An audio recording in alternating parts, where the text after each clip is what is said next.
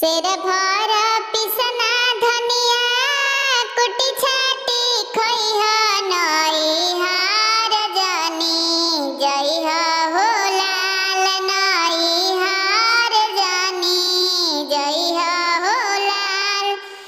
छवरे महीनावा पर पिया घरे अइले तोहर चोली कैसे फाटल हो लाल तोहर चोली कैसे फाटल हो लाल। पानी भरे गइनी हो पकवाई नरवा बुढ़वा बानर चोली नोचलस हो लाल बुढ़वा बानर चोली नोचलस हो लाल।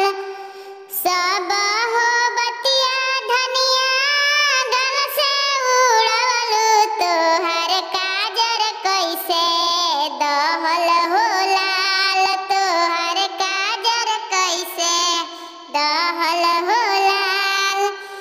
नैहर से आइले हो बड़का भैयावा भेंट करत काजर दहे हो लाल भेंट करत काजर दहे हो लाल। सब हो बतिया धनिया गल से उड़वलु तोहर लाली कैसे छूटल हो लाल तोहर लाली कैसे छूटल हो लाल।